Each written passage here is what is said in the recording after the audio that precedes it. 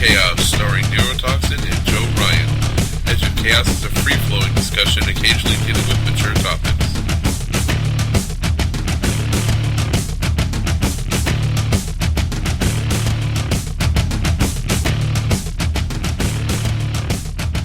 All right, ladies and gentlemen, welcome to the 50th episode of the Edge of Chaos.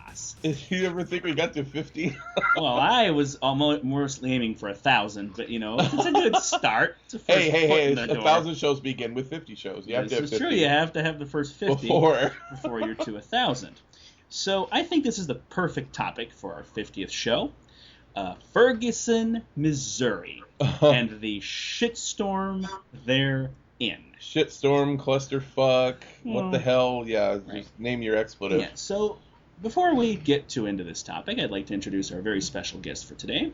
His name is Danny. He is a former Occupy organizer, and I will let him tell you about himself. So, Danny, why don't you introduce yourself? Tell our patrons who you are.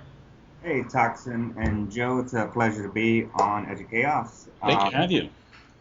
So, congratulations on number 50, by the way.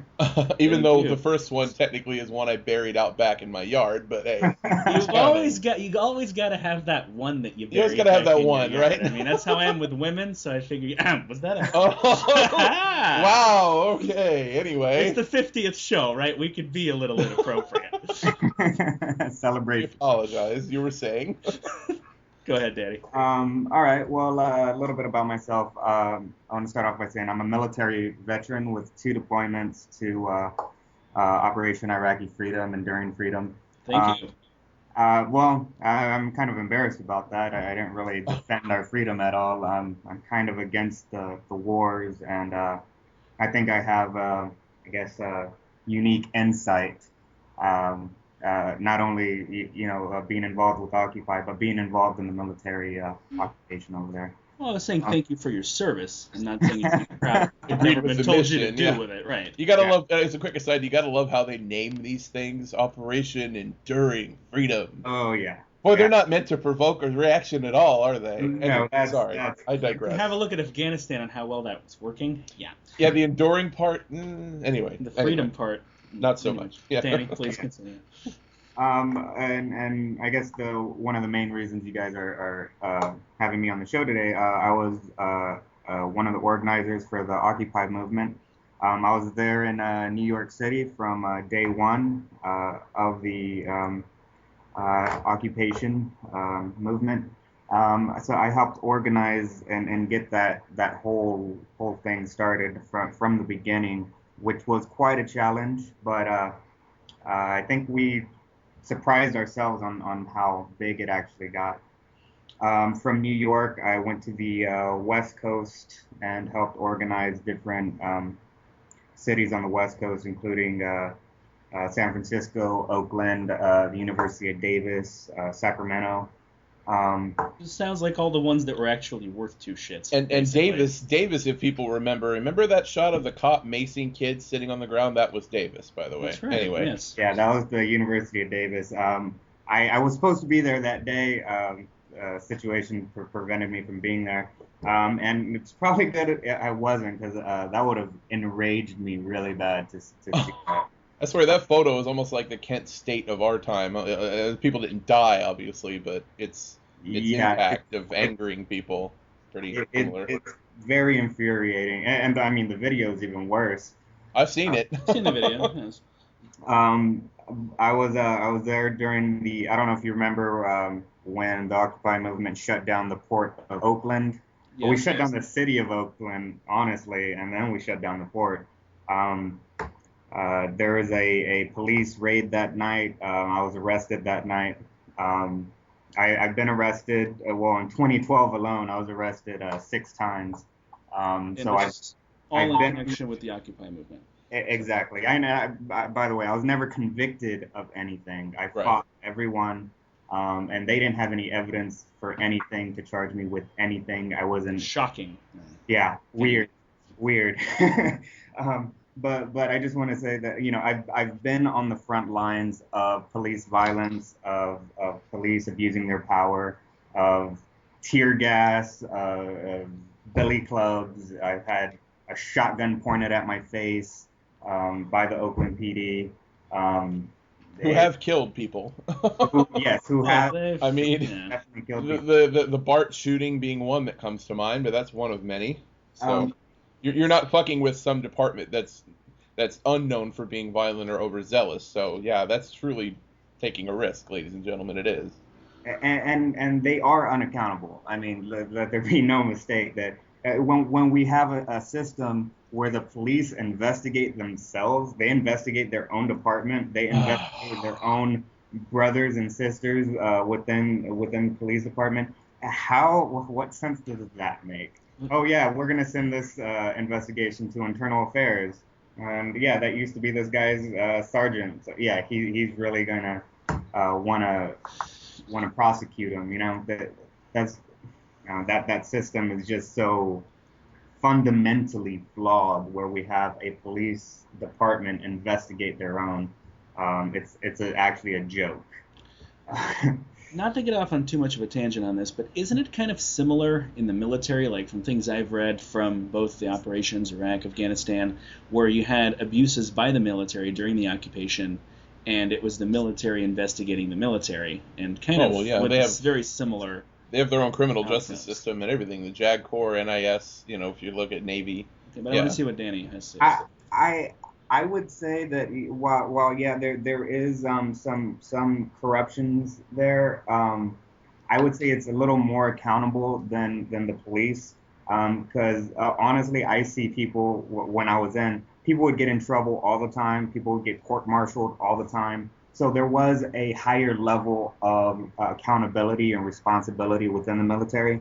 I would say the cover-ups and the corruption happens a lot when it's egregious violations, like when it's more massacres, when we're bombing civilians, when things like that they don't want to get out to the public, because they make the military and the United States as a whole look bad.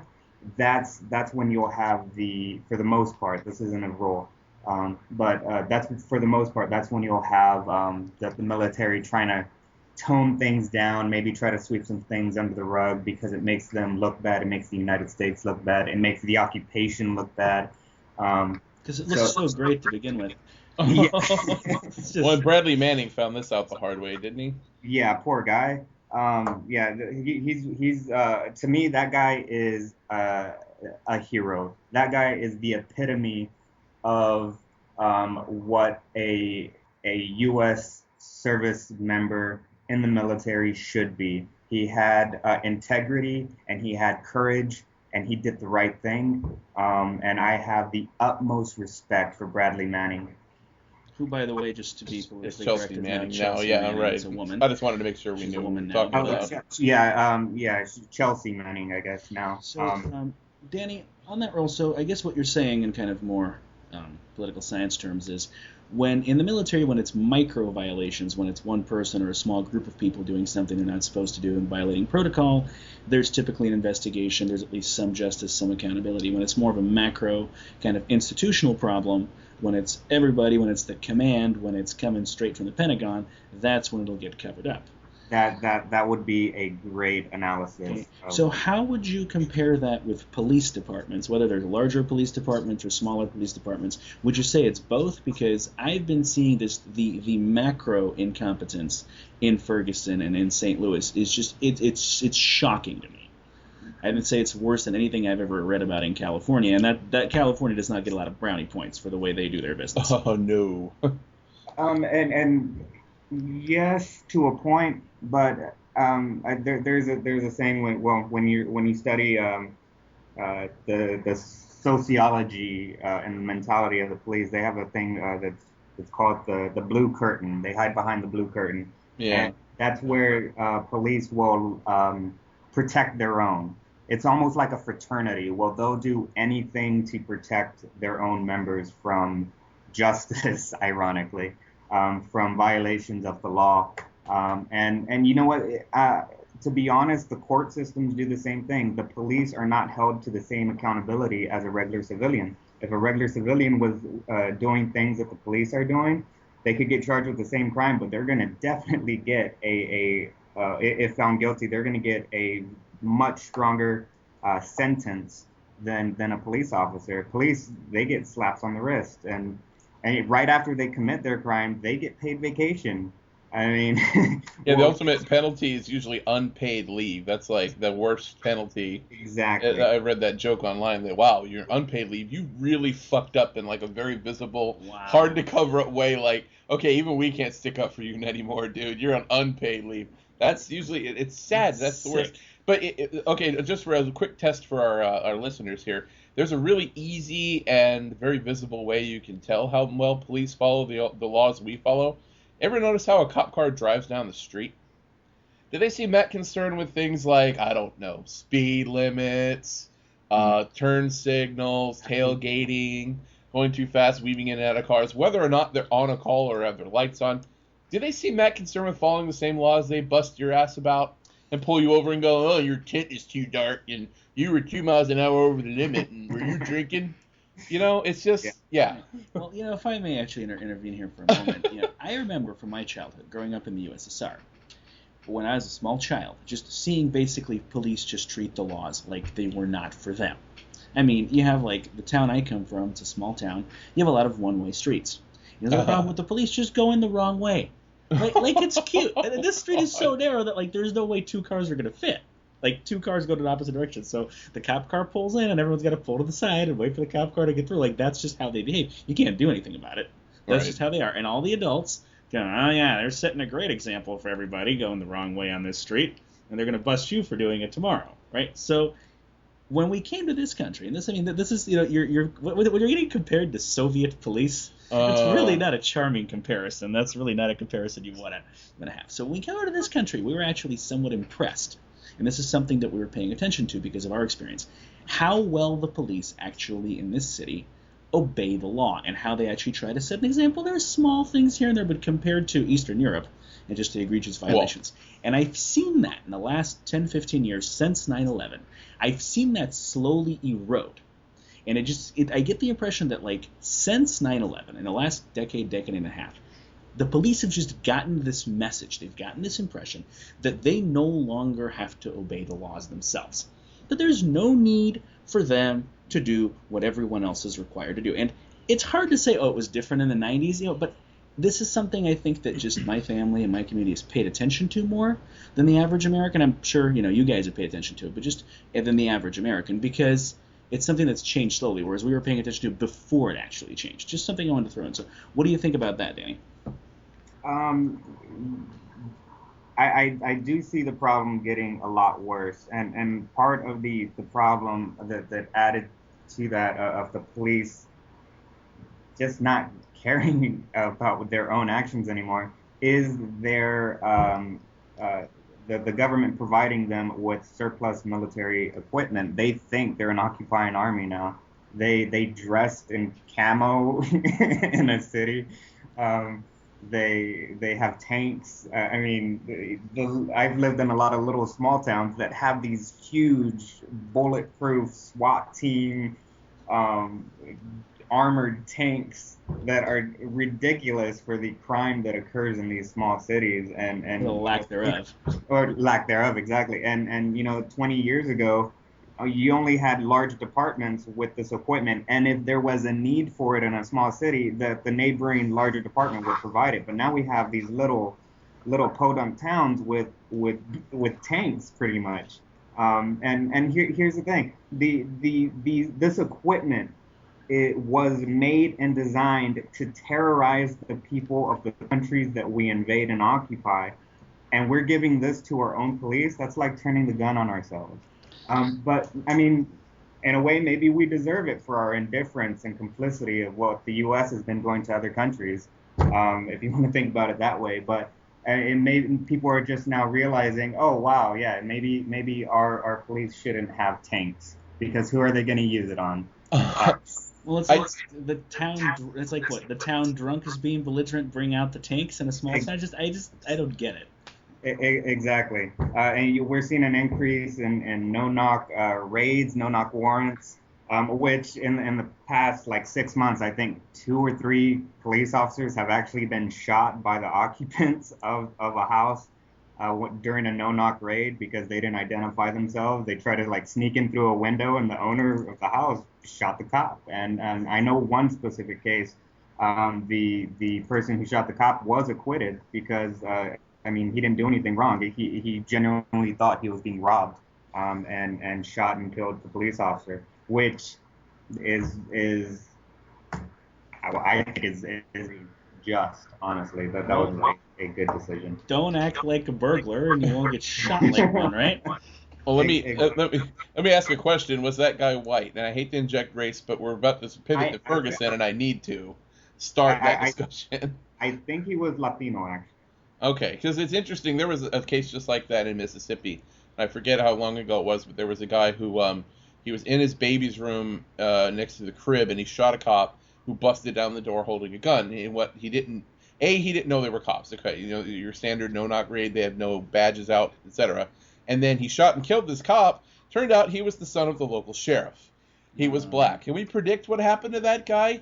Yeah, he was on death row, I think, before something got turned around. I mean, this is how this happens, and so I want to dispel 2 myths. I've been talking to a lot of people online about this, just in discussion forums, and 2 things that people always talk about is, wow, militarization of the police, where did this come from, and how recent it is. Okay, recent, yes, recent in that, like you were saying, small towns now have this stuff too.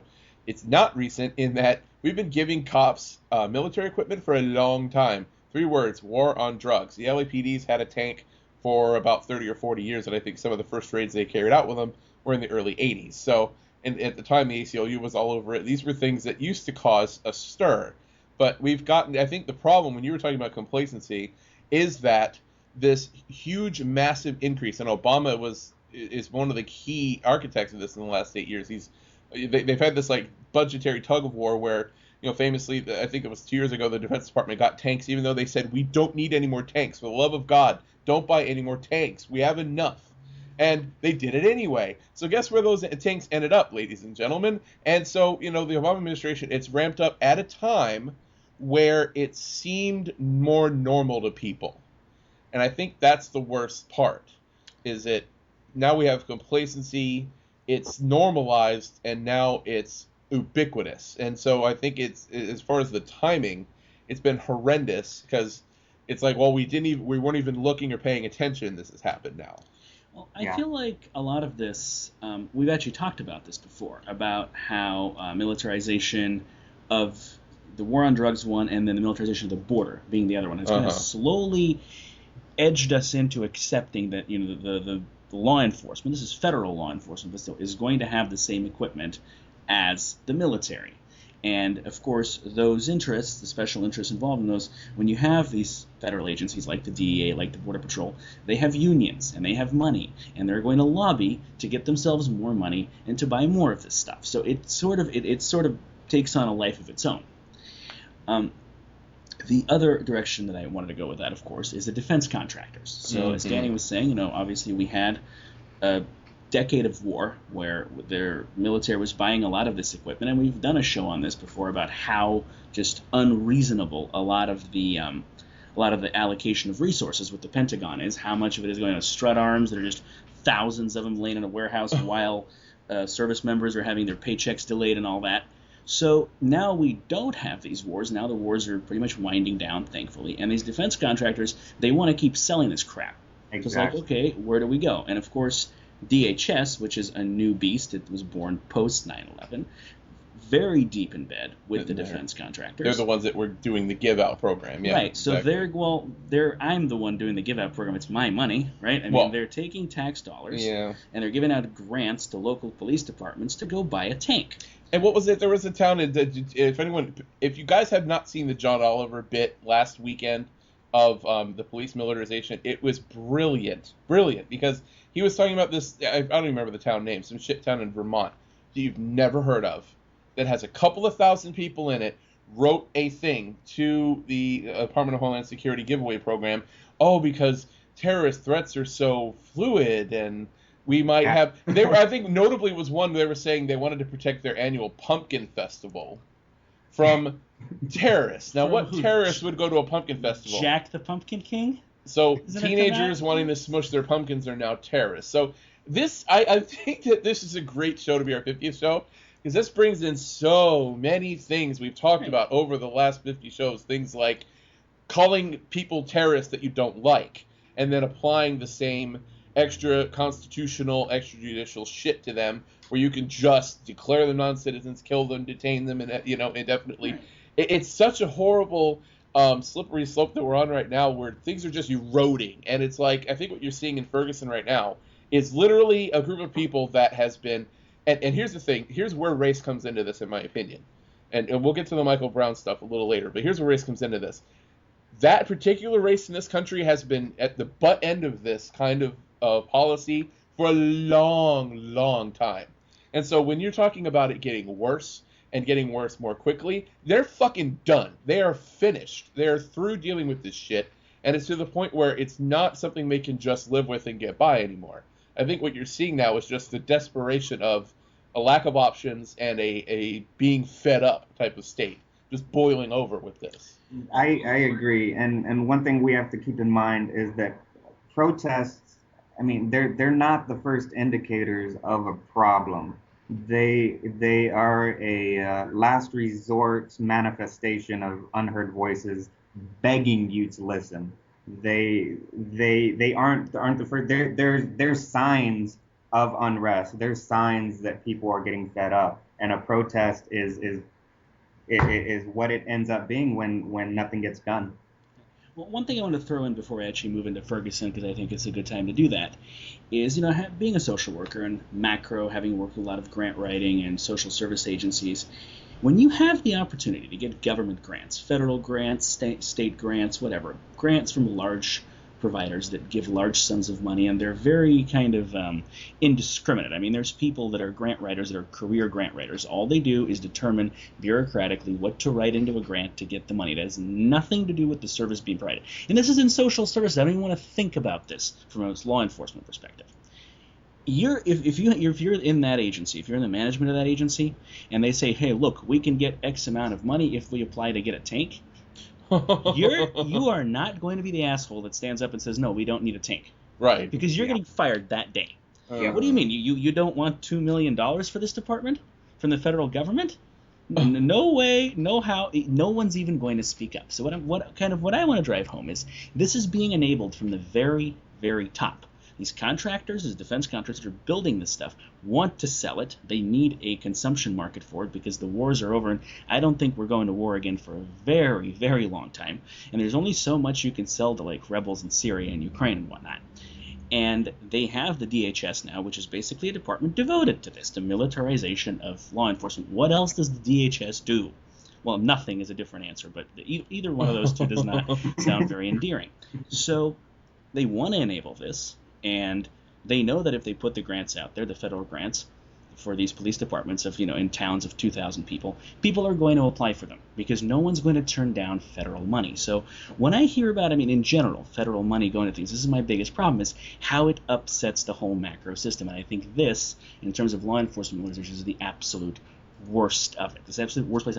This stuff doesn't produce anything. They buy it, and it sits there collecting rust after it's been paid for with millions of tax dollars, waiting for some drunk to misbehave in this town. And then, when you get toys, we're all men here. When you get toys, you want to play with them. It's like Bill Maher said this. You right. Give a boy a new toy, he wants to play with it. Yes. So they're just waiting for their opportunity to bring the tanks into the streets. And honestly, Joe, you were talking about race, and yes, that's a huge issue. My far bigger issue with this than Michael Brown himself has been the police response completely. to the protest. And I'd love to get your opinion on this, Danny. When I saw it was day 3 or 4, and yes, there was some unrest, there was some rioting, there was some violence going on, and the police couldn't handle it. When they brought in, what do they call them, the Special Tactical Operations Unit, TOU, from the St. Louis County Police. And these guys are rolling heavier than we rolled into Baghdad. They have full-on Kevlar vests, armored personnel carriers, LRADs. They're pointing assault rifles at people. Now, granted, they're loaded with rubber pellets, but still, you don't point a rifle at someone unless you intend to shoot them. And then there was the famous picture of the one dude on the street corner with his hands up, and the mailbox with "fuck the police" in the background. I noticed that. But anyway, with the 5 dudes in full camo gear, tactical shit, pointing guns at this guy with his hands up. If there is any more clear indication, you know, I think that one comment was said by, I think it was a CNN analyst who used to be a some kind of general somewhere. He was like, yeah, we didn't roll that heavy into Bagram. I mean, it's just ridiculous. And I'm watching this, and the stun grenades, and they kind of pushed the protests back into a neighborhood, and they kept shelling them with stun grenades, and these are going into people's backyards that have nothing to do with this. And then they get to believe they arrested 2 journalists. And one from Al Jazeera, I believe it was. And a city. No, they're not from that. No, Al Jazeera just got separated from their gear. This was one from Huffington Post. Oh, that's one right. From You're Washington Post. I mean, yeah. You can kind of at least expect they're gonna. Al Jazeera was the different one. That was the one where the video was the cop saying, "I'm gonna bust your head." Never mind. Sorry, it's so many. I'm getting confused on which one is which. Yeah. And then, so there's some journalists, actually an alderman from the town, Antonio French, arrested. So they're just going and intimidating anyone that doesn't do what they say. I was watching this, it's just mind-blowing. Like, really? This is in the U.S. This is not in Syria. This is not okay. When did this become acceptable behavior? And I think Danny probably has a lot of the answers for this. So if you want to tell us more about your experiences with police and with protests and how this stuff escalates, I'd love to hear it. Here's the thing. During Occupy, if they wanted to kill that movement, there was one thing they had to do: ignore us.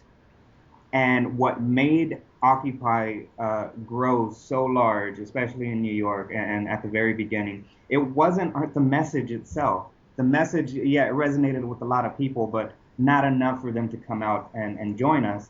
What resonated with people and what got the movement so large was how we were treated by the police. About the 4th or 5th day, there was a lot of violence from the NYPD during a march near Union Square, and that was the turning point of Occupy, where I don't know if you guys remember, there's like Officer Baloney was maced an innocent girl who was just standing there, and there's a video that came out of it. But that whole day was just complete chaos, complete violence on the role of the NYPD on peaceful protesters. There's no rioting, there's no breaking windows, there's no graffiti, there's none of that. They came in with nightsticks and mace out and started beating and arresting people. And when that made the news, that infuriated the public. And that's when people started coming out. I mean, the next day we had thousands and thousands of people there. On day one, we had less than 200 people willing to stay in the park. After that, it grew and it spread like wildfire all over the country. And I think that what we're seeing is the same thing in Ferguson. If the police had not been so violent and trying to break up these protests, people wouldn't have paid attention. People would be like, oh yeah, it would have just been a side story in the news. But when you see this huge military-like occupation of a city by the National Guard and the Highway Patrol and local sheriff and police departments, that's a huge wake-up call for people. And I think what people are now starting to realize is what the role of the police actually is, because when we're young, we have this kindergarten childlike image of the police as, oh, they're there to protect us, that they're we're there fed, to help us, they're there to to protect the public and to be public servants. But in reality, when you look at what the job of the police is and what they do, they have 3 functions.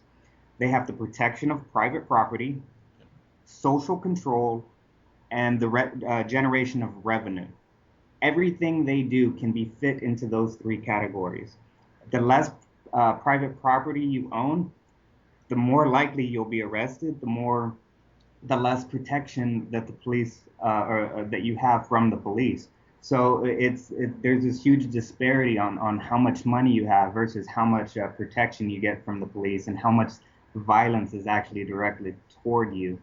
And people are just starting to come to terms with this and realize, hey, these guys, they're not there to help me. They're not my friend. They're there to collect, and this is true. They're there to collect evidence. This is their job, to collect evidence to lock you in a cage. I remember when That's their Occupy. job. I remember when Occupy started, it was treated like a curiosity by the media, but then, and by media, and I remember paying attention to it right away. And I do remember when things escalated. I was reading a lot of online fora then about it with people that were on the ground, and they were just appalled. They're like, okay, so they found it warranted to use these kind of tactics for people just sitting in a park wanting to be heard. And remind me, was Union Square the time where the march to the Bull on Wall Street happened? I remember that being a particular incident where you guys were going to try to take over that area where where you want to talk about where the statue of the Bull is? Yeah, the statue of the Bull is about 2 blocks from Wall Street itself. And the very first where we all met was a park called Bowling Green Park that is right next to where the Bull is. Right. And so on day one, that's actually where we all met. And the plan was to march from there to Wall Street itself and completely surround so Wall Street, right there where they do all the trading. But the police beat us there. They set up roadblocks, and they had cops on all sides preventing anybody from going in there. And that's the only reason we went to Zuccotti Park, which Right, is I remember down that. the street. But no, things started by the Bull. Things didn't escalate really bad until Union Square, which is maybe a mile and a half from Zuccotti Park during a march. What happened was the cops were pissed off because we didn't have permits or anything for our march, and the marches were not planned, and they weren't planned on purpose. So we had no idea when we would take the next turn down a street. And there's thousands of people with that. Well, at the time, just maybe 1,000. And we would just take random turns. Let's take a left here. Let's take a right here. And they got tired of it because they had no idea where we were going to be. And they're trying to assemble, I guess, plan and put cop cars and motorcycles where we were going to go. And yeah, they got tired of it, and finally they just started beating them. There's certainly a lot there to respond to, Danny. And I'm not going to pretend to respond to all of it in one statement. I'm not going to pretend I agree with everything you said. I agree with most of it. But one thing I kind of wanted you to extrapolate on is what kind of tactics have you used, or not you personally, but the movement that you're involved in, the Occupy organizers, kind of to stand up to the police? Because one thing I've always credited Occupy with what's going on with Occupy, and I've been very critical of them here and there, one of the reasons being the kind of lack of monolithic organization, because in my opinion, that makes it not very effective. Even if I agree with some of the message, I'm like, this is not going to go very far because of the way it's put together. Like you're saying, the marches are not planned. There wasn't even really a clear message. Like you said, the message wasn't what resonated with people. So I feel like it started out against kind of an anti-bank, anti-corporatism, very kind of loose movement, and within 6 months it turned into a movement against police brutality and against the response by the police to the movement, which is something I've always credited Occupy with, is kind of turning that light on in people's heads. Hey, this is not okay. This is how the police treat you when you're just out in the streets protesting, and this is how they're going to treat you no matter what your political affiliation is, no matter what the color of your skin is. This is what we've come to in this country. You really do not have the freedom of assembly under the First Amendment. So that being said, I credit Occupy with a lot of things they've done to kind of turn the tide on that and basically expose that from police, and I'd love to hear your specific thoughts on that. Now, within maybe 6 months of the start of Occupy, I distanced myself from the movements for the exact reasons you stated. It lost its central purpose, and the central purpose. Well, one of our main complaints at the time was the Citizens United decision, where corporations have legal personhood and they can donate unlimited amounts of money to political campaigns, which in our opinion officially turned the United States into a plutocracy. If it was not before, it is now official. So that was kind of like the main message that we wanted to get across, that the people are no longer in control officially of the country. It's now in the hands of corporations because bribes are now illegal and they have unlimited funding. See, I wasn't even aware, sorry to interrupt you for a second, Danny, that was the original message of Occupy. As in, I knew that was one of them. I never knew that was the original. Well, and there were a number. I mean, honestly, it started kind of as a underground anarcho movement against corporations, and it grew and it encompassed a few other topics. Our occupations of the wars and just things that the public at large were against, but the government was still doing. Okay. And in a way, we wanted to keep that open, that kind of open dialogue. If you have a grievance, come to Occupy and let us know your grievance. And in a way, that was our downfall, because it got co-opted by so many other movements and so many people with grievances that had nothing to do with why we were out there in the first place, and people are still using the Occupy name. Different cities are still using the Occupy name, and their message is nothing to do with what our original message was. So I kind of I distance myself from the movement then and now. I don't really have any involvement in it anymore. But yeah, in a way, the way we organized at the beginning, we wanted people, what we wanted to do, and it worked to a point, was we wanted to inspire people to be their own leaders, where you didn't need somebody else to organize something for you to go to make a difference, where you can say, you can get with your friends and be like, hey, let's do this, and then we're against this, so let's have a protest or an action, a direct action, and protest of it. And it worked. So we had different committees that were in charge of different things as a whole, but with no central type of hierarchy. We didn't have a leader, we didn't have a president, we didn't have anything like that. So it worked at the beginning, because the police did not know who to go after. They would see people talking, and like the main people who were speaking to the groups, myself included, were targeted. But when they arrested us, the movement didn't disappear, because there was other people to take our place, because we didn't have a leadership. So they didn't know who to take down to kill the movement.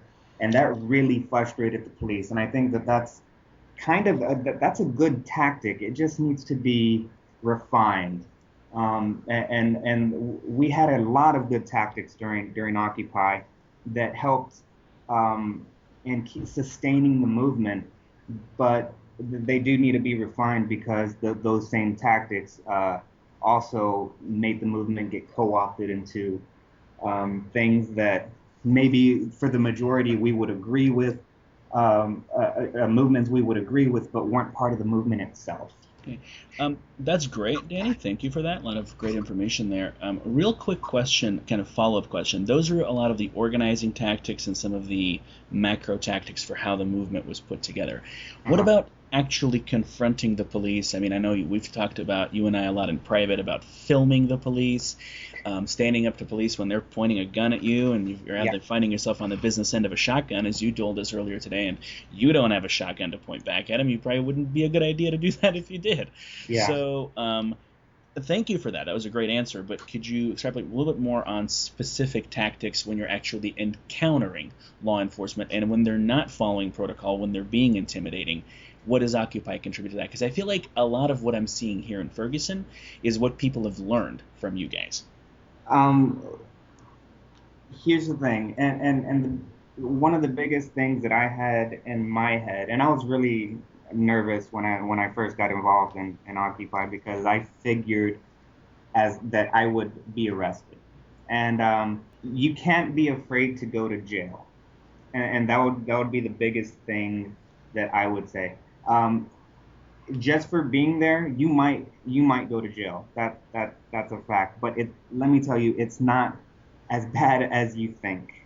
You're gonna spend 7 or 8 hours in a cell, and then they let you go, and that's it. that they might charge you with something if you didn't do anything wrong. Again, I told you in 1 year I was arrested 6 times. None of the charges stuck. I didn't have to pay anything. I didn't have to do anything. So they use that to scare you. Oh, well, if you don't do what I tell you, I'm gonna take you to jail. Well, if you're in the right and you feel you're in the right, and it helps if you know the law a little bit. If you're not doing anything wrong, keep doing what you're doing. Don't let the police scare you like that. Um, Going to jail does not make you a criminal. Going to jail does not make you a bad person. It makes you tenacious. It makes you, if anything, it only fed my little rebel heart. It only made me more mad that I was being taken away from having my freedom taken away for a few hours for no rational reason. And just I would encourage everybody to just go to like a Know Your Rights seminar or go on YouTube. And there's a lot of information on exercising your rights, knowing your rights. Just don't be intimidated by the police, because they are, although they don't always follow their own rules, they are governed by a lot of rules that give citizens a lot of leeway in their actions as long as they're not being violent. So one thing I would definitely say is always, always, always, always film the police if you have a chance. That's one thing that protected me from a lot of violence against me, and a lot of police intimidation was I had a camera on me. And whenever they would talk to me, I had the camera on their face. That protected me so much.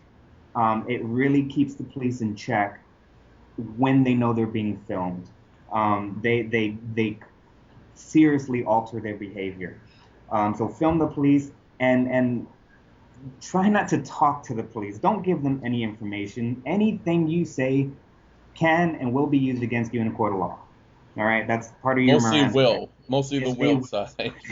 Yeah, and when you guys are searching YouTube, by the way, there is a YouTube called "Don't Talk to the Police." Anyway, I've seen that one. It's about 40 minutes long. It's great. Great information. It's the best video I've ever seen. Honestly, one resource that I recommend, and I have my poli-sci degree. I know my constitutional cases, so the police hate me because I can actually just stay calm and be like, nope, nope, nope, nope, nope, nope, and they're just like, oh, it's like they're getting frustrated, not me. That's when you win. You win when they're angry and you're not. But Cop Block, this is an organization. Cop Block is great.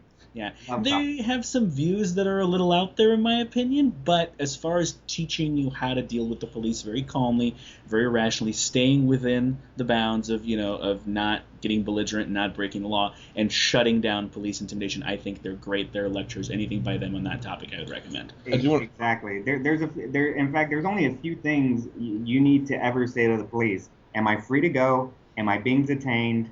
I don't want to answer any questions without an attorney.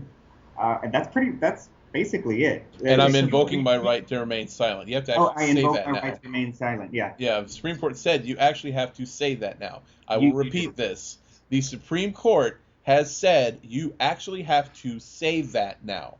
You have to verbally say, I am invoking my right to remain silent. A lot of people, they forget that, and that's a pretty recent decision. You can't just be quiet. You have to actually say that you're invoking your right. So I think that the filming the police law is great. But here's the thing. Here's my question to the group. I think we need to film the requirements for police to have cameras on themselves at all times, mandatory, like, immediately. But is that going to do anything? Or are we just going to see, oh, the camera was broken. It happened to be turned off. It happened to have a malfunction. Well, I mean, it at least puts pressure on them that wasn't there before, but... Yeah. And I signed the petition that is inevitably going to be ignored on whitehouse.gov. It was over 100,000 signatures already when I signed it. I think they're calling it the Michael Brown Law, where they're required to wear body cameras. But do you see this going anywhere? Or even if, let's say, somehow we get our intransigent, useless fucking government to actually pass something, and it actually gets enacted into law at a federal level that is required for all police to do that, do you think it would work or do anything or move the needle one way or another, or would just be kind of a smokescreen? I think, like I said, if I can't imagine being in a protest during the civil rights movement because they didn't have the access to social media and to cameras that we have now. I mean, just looking at the footage they do have is appalling of the protests going on. The Petraeus Bridge, for example, in the civil rights movement with Martin Luther King. The police completely just beat the hell out of these protesters. And while that still is going on, I think there is a conscious effort to not be as bad because they are on camera, and especially when the crowds are small or it's a one-on-one interaction with the police and they know they're being filmed, you'll see a completely different side, or they won't be as quick to use violence. They won't be as quick to try to intimidate you. They'll try, but it definitely helps to have them on camera. And I think you would see a significant decrease in police complaints, and you'll see better conduct from the police if they are required to wear a body camera. And yes, they should be held accountable for the actions that they do. One of the tactics that police use a lot is they will have you, they will talk to you and do things out of sight of their patrol, the camera in their patrol car. They'll take you off to the side and interview you there, so you only have audio. Or they won't turn it on at all. I had a few friends arrested on DUIs, and the police they didn't have the camera on. So there's no footage of their field sobriety test or why the initial reason why they were pulled over. So the police could say whatever they want. And I think having a body cam would significantly decrease the likelihood of them lying in their police report and really deter bad behavior from the police. According to actual research, academic research on this and studies that have been done that I've seen, because it's been a very hotly debated issue here in San Diego as they're just introducing body cameras right now. And the new chief has been all over this because she's saying this is going to improve because there have been so many scandals, both regarding like profiling and just police misconduct in general. And the studies find that when you have body cameras, their conviction rate actually goes up. They actually get more conviction out of their stops because they have the evidence with the body camera. But at the same time, they have a lot fewer complaints about misconduct, about police misbehaving, and actually see police being more cordial and treating people differently and being more polite. And this is I know, imagine that, right, Joe? Imagine a world like that, right? And I think, honestly, I've worked with a lot of police, and I mean, I've kind of been on both sides of this, and I feel like that's what we need, because when you have police that are intimidating and that people cannot trust, and they basically treat them like another gang with badges, people don't cooperate with the police. No. Because they don't trust the police. And actually, a lot of police that I've worked with, this was their biggest concern in poorer neighborhoods with a lot of minorities, higher crime areas. Actually, I've seen police apologize for their own actions that are, I wouldn't necessarily say flat out misconduct, but they're very intimidating, and they're very disrespectful of the people living there, and say, we have no choice.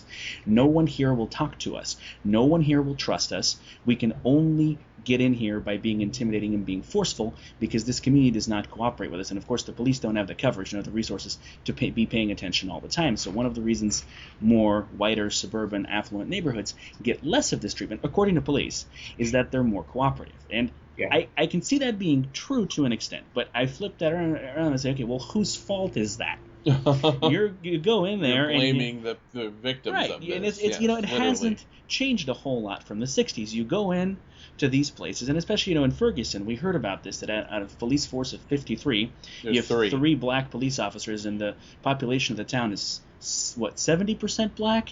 Yeah. Is this? I mean, representativeness is everything. Your law enforcement, your government have to be representative of the people they're serving. So if you've treated a certain portion of the population, and it's not just minorities, it's poorer neighborhoods. I think a much bigger correlation is just poverty and income and median income in a neighborhood than really the ethnicity of the people living there. I think a lot of it correlates a lot with ethnicity and with skin color, but it's really the primary correlate is the poverty.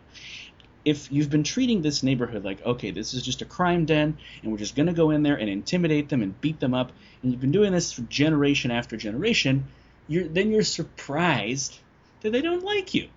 And you're surprised they don't trust you. You're surprised that someone that's not guilty of any crime, they see a badge and they just zip up their mouth. Nope, we're not talking to you. Get out of here. Well, whose fault is that, right? This is a culture, and I feel like in the last 10, 15 years, as we've been talking, it's gotten so much worse in that respect because police have just been let off the leash, given all these toys, and say, okay, and now it's okay to be intimidating. Now they're encouraged to be intimidating. They're encouraged to use force as opposed to encouraged to be basically part of the community as they're supposed to. Yeah. So, well, and I think with here I want to get off on a little bit of a history thing with Ferguson specifically. Now, I think what you're seeing in Ferguson is a combination of historical bias meeting modern overzealousness. Now, what do I mean by historical bias? Well, Missouri, as a lot of Americans may know, is a historically very divided place. Half the state calls the state Missouri, for crying out loud. Now, why is Ferguson 70% black? There's a few reasons for that. And I'm trying to remember the name of the town, but basically the area where Lambert International Airport now sits, that used to be a very thriving black community that went all the way back to the time when it was basically forbidden to have blacks buy property outright in St. Louis proper. So why were they in the suburbs? Well, basically white people would buy up this whole swath of land and then resell it to blacks to make at a markup, by the way. Because, well, where else are you going to live? You can't just buy. You're the only one selling. Okay. So when we're talking about Civil Rights Act, right? So in other words, this place has been divided from the get-go, and the history of basically there being a white power structure marginalizing a majority black community in some of these areas, it goes back like these people's grandparents, these people in the street, their grandparents dealt with this, their great-grandparents dealt with this. So this is an incredibly divided place, and it has been for a long time. Missouri had stars on both the Union flag and the Confederate flag during the Civil War. Just so just to talk about long time. It's literally been divided for its whole history. Right. It was either a slave state or a free state, depending on the day. Both. Right. So, and the lack of access, and this is the one word I keep saying is access. Of the black community to get to the kind of prosperity that the whites had, they've been denied that for decades and decades and decades. So it hasn't changed. No, and so when you have now a majority white police force with a majority white, I mean, look up the power structure, the mayors, the city council people, the aldermen. How do they manage to be so white in a community that isn't majority white by a long shot? Well, it's entrenched interests, it's entrenched economic interests, and it's an entrenched power structure.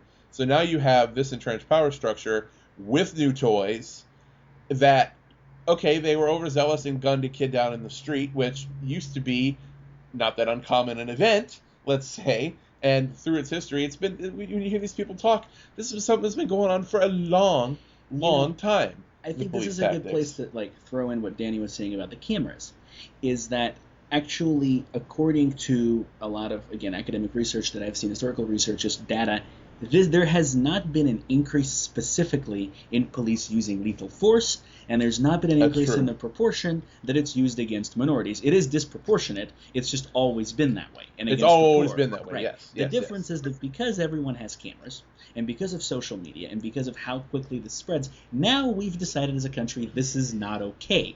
Right. And you have police who's like, what do you mean this is not okay? We have film of the guy walking around his dead body in the street. We have film of a guy saying he's going to bust a reporter's head.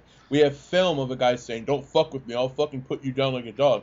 We have this film now. Back in the old days in Alabama, you would just end up being strung up from a tree, and your family would find you the next day. Now it's like it's happening in real time and we can capture it. And everyone's got a camera in their pocket, so use them. So something I wanted to actually talk a little bit about Ferguson and just some of the macro and the organizing that's going on there, and I'd love for Danny to chime in. So basically, obviously, Michael Brown gets shot. Now, one conversation that Joe and I had long before this show, and I have to admit he's right. I hate doing this. Yeah, what is that? It's what is bile in my mouth. I was right, and you were wrong. Bile in my I was mouth. right, and you were wrong. Yeah, Danny, this is the thing we do on the show. And he predicted the fact that You tell it. You tell it. So basically, I'm when this admitting first happened, and I wasn't paying a huge deal of attention to it until about day 3 when the protests got really violent, and then when the tanks were brought out, just because to me this is such a common thing. Just like I said, I know this happens all the time. We've seen this. I didn't expect this to escalate the way it did until I saw the way police were responding to it. So one thing I said is, look, the likes of Al Sharpton, Benjamin Crump, Jesse Jackson, they're doing the same thing that they always do when this kind of thing happens. You have a minority young man, bigger young man, someone that looks kind of threatening, whatever, to the general public, gets shot by police. And the first thing that happens the police are not transparent, they're not accountable, there's no real understanding of why he was shot, why he was brutalized, whatever it was, why he was killed. And the first thing that happens is these interests come out, and they try to paint this person as an innocent victim. The same thing actually happened with Trayvon Martin. You know, they have pictures of him when he's 12, when he was actually, 17? So, same thing here, 18. acting as if Michael Brown was this innocent victim. And I took one look at this, I read some of the reports, and I was like, you know what, this is just plain inaccurate. This kid, to me, appears to be a thug. He was accused of shoplifting. That's what they were calling it back then before it became supposedly a robbery. He was walking down the middle of the street. I don't normally walk down the middle of streets, do you, Joe? It's like you don't know where the sidewalk is? And he acknowledged, and his friend acknowledged, that they mouthed off to the cop, and then they were talking about how his own mother came out and said, oh, he barely finished high school, and now, oh, he's going to college. Well, it wasn't really college, it was an HVAC vocational school, which there's nothing wrong with that. I'm just saying that doesn't mean he wasn't a delinquent. So I got this impression that the innocence image that these interests were painting was very different from how Michael Brown really was. And to me, that's a huge problem, because what I see happening now, and this infuriates me, is now that the truth has come out, okay, he had this history, he robbed the liquor store, and there's video of him manhandling the clerk that's half his size, and it looks like, at least to some extent, he mouthed off to the cop, he was aggressive, there may have been a scuffle. Which we don't know those pieces. No, the scuffle, every witness has acknowledged, is just the extent to which it went. So now, because what Benjamin Crump and Al Sharpton were saying has been proven to be untrue, shockingly, because those guys are just such reliable sources of information. Oh, well. Now the Rush Limbaughs and the Sean Hannitys of this country are trying to completely turn this situation around and say, see, he was a thug. See, he was a criminal. And now this character assassination, I'm saying, look, it doesn't matter. Okay, yeah. This is not about his character. This is about whether or not the amount of force used was justified. Constitutionally, yeah. Absolutely. Even if he was a thug, even if he mouthed off to the police, okay, well, if he tasered him and made him go pick up litter off the freeway since he likes walking down traffic so much, okay, I would have fine with that. And let me interject. Opening fire on people, hold on one moment. Just because they look like thugs, that's what the police do, and that's what I'm not okay with. So and let me interject real quick, just a political point to the listeners out there. Don't listen to either of the left-right paradigm, I'll call it, media take on this. Honestly, anytime a thing happens, the real concern points to me get lost in this just game of one-upsmanship between the one side and the other side of the political spectrum, and it's such a pointless thing. One person mischaracterizes it one way, the other one mischaracterizes it the opposite way, and so they can sit and argue about it and get ratings while the rest of us ignore the real issues. And you know what? Just fucking ignore this stuff, please God. Right. It's irrelevant, a lot of it. So anyway. So what I got out of it, what I saw happening at first, and in my opinion, if the police hadn't just so colossally botched their response to this, to what happened here, this would have died. Just like every other time, and we've had this, I can name a dozen names of young minority men, black or Hispanic, getting killed by police when it was completely unwarranted, and because of these character wars, oh, he is an innocent victim, no, he was a thug. Who cares? The police have the burden of proof that they were justified in using lethal force. So whether or not he was a criminal, we're judging him, the guy who was shot, not the police that are still here to fuck with us. The burden of proof. How productive. Right. No. We're putting the burden of proof on the defendant. The worst police states don't do that, at least not nominally. Not nominally, yeah. this would have died, I feel, because it already had all the elements. It had Al Sharpton involved, and anything Al Sharpton's involved in. That guy's like Donald Trump. Anything he touches just crumbles.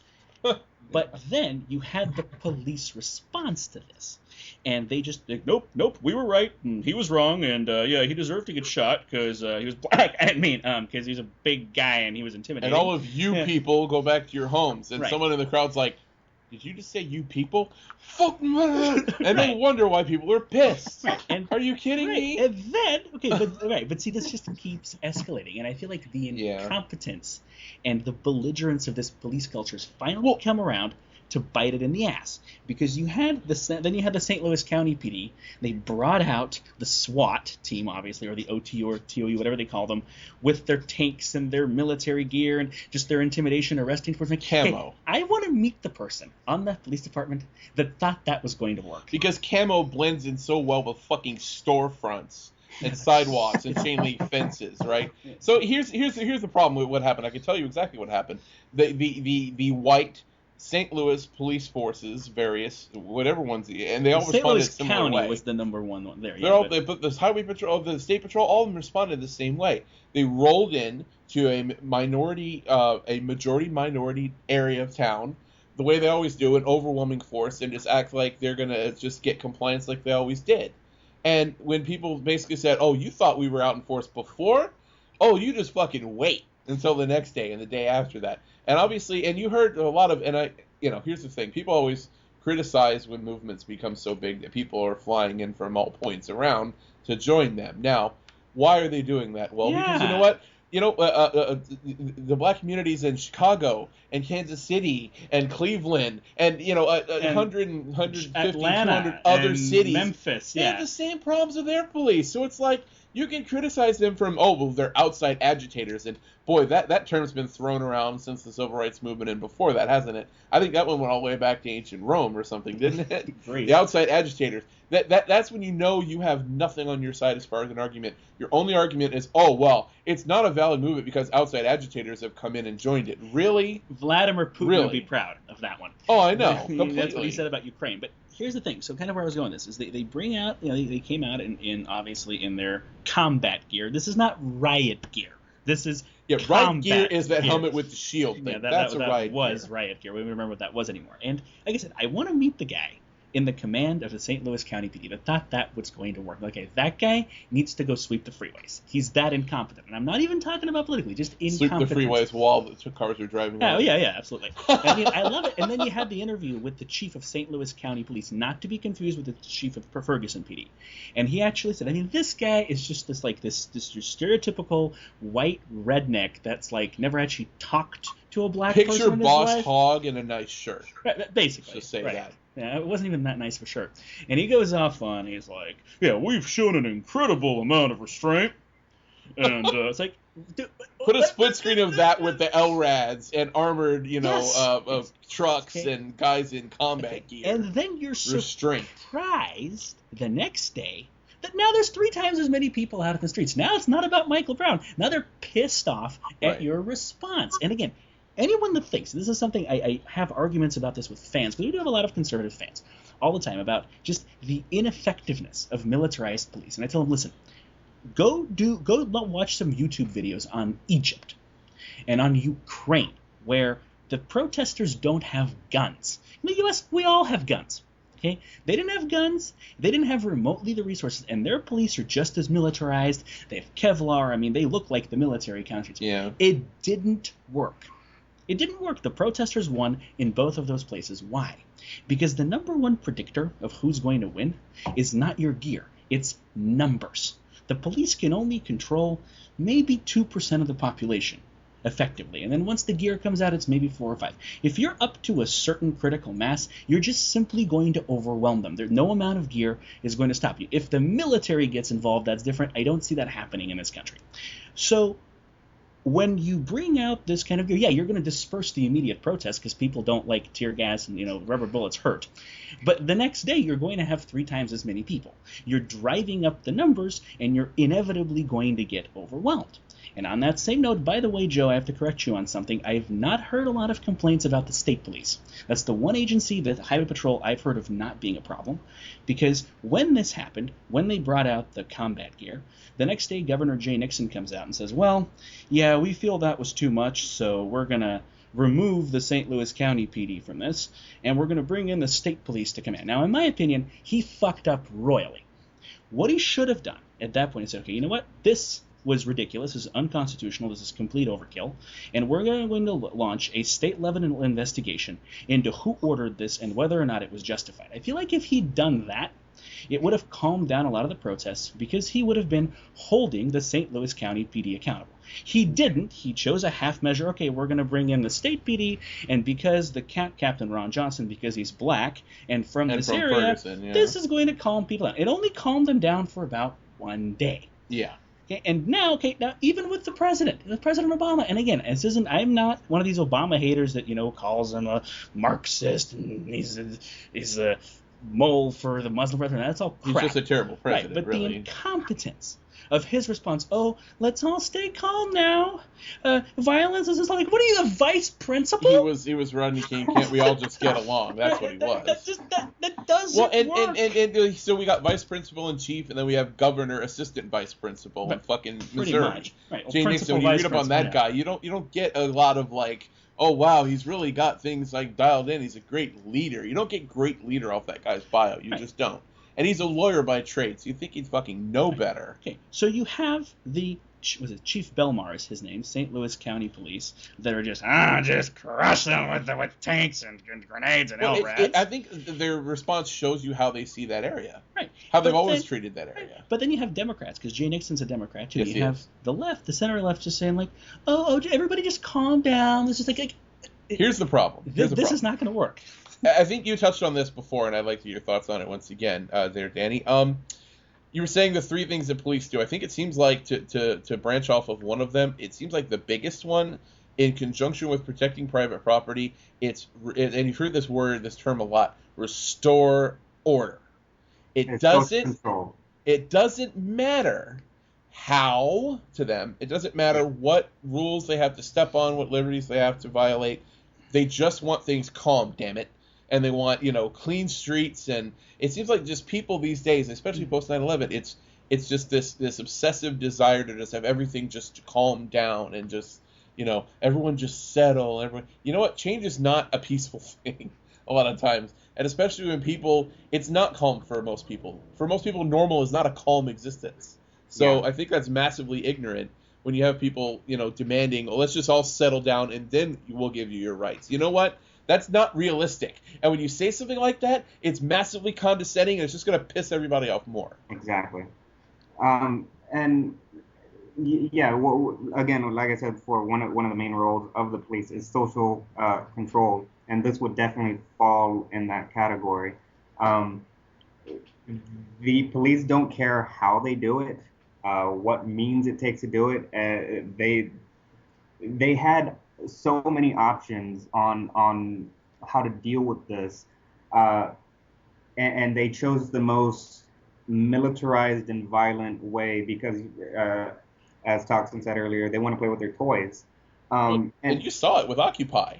I mean, yeah, definitely. They could have just left you alone. You're in a park sitting there. I mean, and a lot of the joke of the criticism against Occupy was, it was just one giant druggy drum circle. Well, you know what? If that's the case, why were the police so goddamn dead set every day on having a battle plan and we're gonna roust their camp at 5 a.m. when no one's filming and let's do this? Why were you guys a bug waiting to be squashed? Right. Why did it stick in their cross so much? Because it's upsetting the normal order. And really, that was the biggest thing. It seemed like that you were just there in everybody's way, in everybody's face. It seemed like the thing that pissed them off the most. It's because we told them no, and they're just not used to it. What do you mean no? What do you mean no? I'm the police, damn it. And have you seen this article, by the way, that you published in the USA Today? This cop saying, "I'm a cop. If you don't want to get beaten, don't fuck with me." Yeah, have you seen this fucking charming asshole? He was LAPD, so I mean, let's not even get started. Doesn't that say it all? Doesn't that say it all? And then did you see this other guy? He was actually a St. Louis County PD. A video came out of him basically giving some speech to. It was an organization called the Oath Keepers. I don't know if you ever heard of them. I'm familiar with them. Oh yeah, and he was basically saying, "Oh, I'm a killer.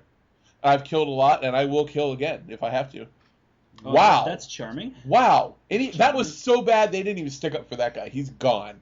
But it just it shows you what kind of... I mean, and obviously not all cops are like this, but the fact that any cop could still be a cop and have opinions like that and not be sussed out immediately and purged from the ranks, it's scary to me. I would say, in my personal experience working with police, most cops are not like that. You're going to have people like that in every organization, in every culture. And if you have a culture that weeds them out and says, no, you get the fuck out of here. And I don't You're feel like we problem. do. I don't feel like we do. You're a problem. I feel like, if anything, it's tacitly encouraged. Right. You're destroying credibility in this organization. You're making people not us. You need to get the fuck out of here. Then we would have a lot less of this behavior, a lot fewer of them. We are doing, like you said, Joe, the opposite. We have a culture now, especially with all these weapons and all this crap, that encourages this, that makes more police behave this. Now, if you don't behave this way, oh, you're a pussy. You're afraid to intimidate. It's like, no, I'm doing my job. And that's exactly what happens. And not only that, but if you give people military hardware, they're going to end up behaving like soldiers and treating everyone else like enemy combatants. Except they're not. Instead of citizens. Except they're not. They don't have the discipline. Well, right. They have have that mentality without the basis of training, and now we're inflicting that against citizens with constitutional rights. We weren't granting Iraqis or Afghanis out in the battlefield constitutional protection, where do you think we were fucking Mirandizing the 100,000 Iraqis we killed? Of course. No. We were. Yeah. No. And the mere sirens... idea of those people in Guantanamo just repulses most politicians from both sides of the aisle. So this idea that I think that people need to take notice of how scary this can be. You know, and what was interesting, I wanted to get your thoughts on this, Danny. I wasn't sure if you were aware, when the Boston bombing happened, Thompson and I took a lot of shit from a lot of people on our Facebook feed and comments from our reaction to it of complete and utter horror that an entire city the size of Boston, one of the biggest cities in America, one of the biggest cities on the East Coast, can be voluntarily shut down by people, and that they're accepting of that fact, that there's tanks rolling up and down their streets, all to look for one guy. And then they were cheering the police when it was a guy breaking the curfew and going out on the back porch for a cigarette that found this idiot. He was bleeding in a boat. What is he, Rambo? I mean, did they really need... I mean, seriously. And everyone was like, oh, well, they had to find him. Oh, well, they had to get him. What's the problem? What's the problem? Are you out of your mind? And this is why, if it comes time to actual police state shit where we're literally locked in our homes, a lot of people, they are just going to go willingly. Because they're going to go, well, they think that's warranted, then I guess I'll do it. But see, what scares me. What I've been seeing, I agree with you, Joe. What we said that show is that this is not going to end well. It may have been welcomed the first time, but when they have to do this on a more contentious cause, which they have actually tried to shut Ferguson, Missouri down. They have. Times, that's what they were telling people, go back to your homes. Very unsuccessly. Did it work? Said, this is not going to work out well. And honestly, I've been hoping this escalates. I've been hoping this becomes a nationwide movement, something along the lines of Occupy, where you actually have these protests in multiple cities. Because I feel like we're not to the point of violence, at least where people are getting killed yet. Because if this goes away, if the police and the government are able to sweep this under the rug and just act like nothing happened, not even in terms of Michael Brown, but in terms of police behavior and police response, the next time it happens, when this happens in a place like Baltimore, Detroit, Los Angeles, and it's the same kind of police response, and we already know the police departments in those places are just stellar. I'll throw another name out there for you, New Orleans. Oh, yeah. Where the federal Department of I forget what had to step in, and they actually declared the New Orleans PD the greatest threat to the citizenry in New Orleans. That's charming. Isn't that nice? But even St. Louis, even the city of St. Louis proper, when it happens there, it's going to be big enough that people are going to die. And that includes police. Police are people. Like I said, most of them are not out there doing this. They're not part of this culture. I mean, yeah, we do need to reprimand them. We do need to hold them accountable. But most of them don't deserve to die for this. So I'm hoping this escalates for that reason, because it becomes a national movement. And on that same note, Danny, I'd love to get your thoughts on this. I know Joe's kind of getting heated, but I'd love to hear what you're saying. That's okay. We allow that. We encourage that. But when you're talking about Occupy and corporatocracy and how it's really kind of, if you're going to say what is Occupy, what is it a movement against? It's a movement against corporatocracy. I think you'd agree there. Correct. And I feel like this the corporatocracy of defense contractors flowing through the federal government and going in and giving this police gear and changing the policies basically. Also, another corporatocracy that we haven't mentioned today, but we've talked about a lot and Joe's talked about a lot, is the prison industrial complex. Correct. And increasing the number of people that go to prison, because then, hey, this is that's something that they can make money from. So I feel like Occupy kind of naturally ended up face to face with the worst corporatocracy in America, because to me that is the worst one by far. Not that the other ones are okay. I'm just saying this one is the number one threat to our liberty, to our economic prosperity, to everything. It's a complete waste. It accomplishes nothing, and it's just slowly strangling us and for it's taking people out of the workforce. Well, it's breaking families, breaking homes. It's it's like the drug war, and they're both intertwined with each other. They're eating at the very fabric of what we would consider American society. The drug war is definitely part of that corporatocracy. Oh, completely. They're hand in hand, completely. Yeah. So where I was going with this, though, is I feel like that's an issue. That's a corporatocracy. That there's a lot of other elements that can get involved in. Whereas, some things that Occupy was for were very kind of pigeonholed as the left. Okay, you're against Citizens United, you're against banks. Those are kind of more left issues, though, that some of them went as far as, we're against capitalism and we're pro-union. I'm not saying there's necessarily right or wrong. I'm just saying those are very kind of one side of the aisle issues. Yeah. Whereas when you have the corporatocracy of defense contractors, the police state, military industrial complex, there's really a lot of elements that are from the right, from the left, from everywhere that are willing to join you, because no one's okay with this. And one thing I thought that really escalated this Ferguson, Missouri thing, the day that they brought out the LRADs and the military gear, was actually the Ron Pauls and Rand Pauls of America, and even Glenn Beck got into it and said, whoa, why do we have tanks in the street? So when you have someone like Glenn Beck or Ron Paul on the same side of an issue as Al Sharpton or Benjamin Crump, who thought we'd see the day, right? Here's the thing. Hold on, Joe. Yeah. But this is kind of what I want to talk about. Is Danny was talking about how he feels that the movement's kind of gotten away from where it was intended to be. Maybe that's the case, but I feel like this is the importance of the Occupy movement.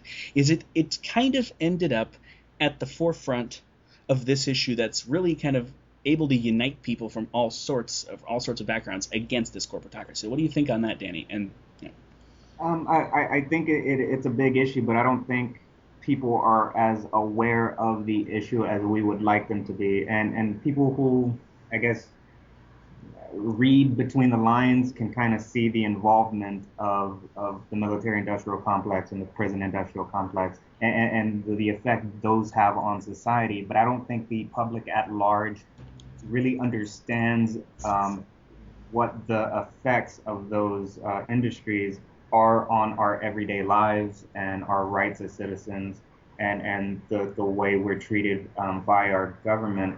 And one thing you said earlier that kind of caught my attention, I wanted to address, that you said that you don't see the military getting involved in the issue in Ferguson, but they brought in the National Guard. That is which is they are military trained.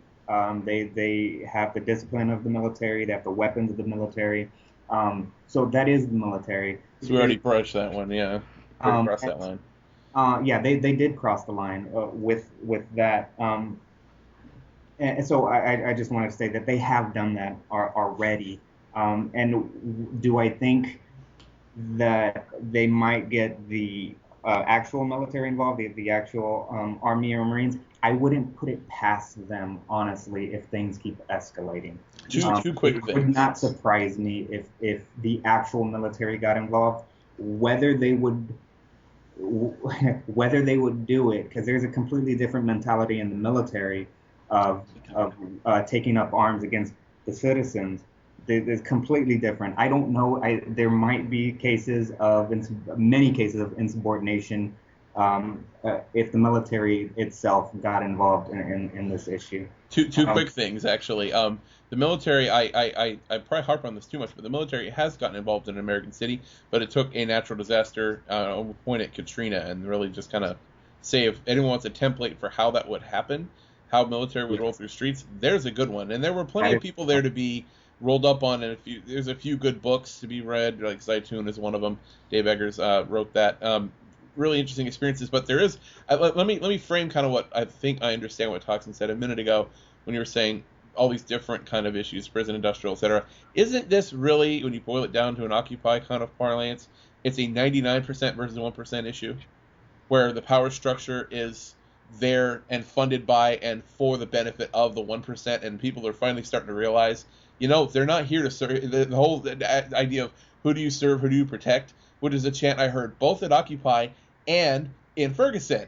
So, aren't we kind of coming back maybe to that idea that really are the police a paid-for security force for the wealthy and the land owning and the business owning, and not for the rest of us, and that for the rest of us we kind of get the butt end of that, and everything else just kind of falls into that paradigm when you have mass incarceration, when you have drug war, when you have NYPD sweeping into poor neighborhoods, scooping people up just to see if they can find any kind of crime to pin on them. I mean, when you look at it, there is kind of the world of the 1% and the world of the 99%, and they don't cross a lot of times. It's different places, it's different countries. I completely agree with you, and you got to think about what the police do. They do law enforcement. Okay, well, who creates the laws that they enforce? It's not a representative of the people. Ideally it should be. You have a different class of people who are making the laws, and then you have the lower class of police enforcing those laws on its own people. So our representatives and the legislators, they're not the people working, your minimum wage jobs. They're not representative of the communities at large. They're making laws to protect themselves. They're making laws that protect their interests, which nowadays is corporate interest, because that's what gets them elected. That's who pays for their campaigns. So they're gonna make laws that protect corporations. They're gonna make laws that enhance money or that make money for those corporations, and make money for those who are already rich. And you have the police as the first line of defense for that status quo.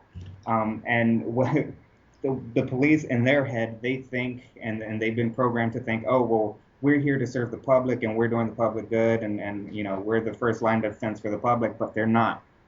If the reality is they're the first line of defense for the status quo, for a class of people that they will never join. It doesn't seem like they get the law enforcement they pay for, or that we do in this country.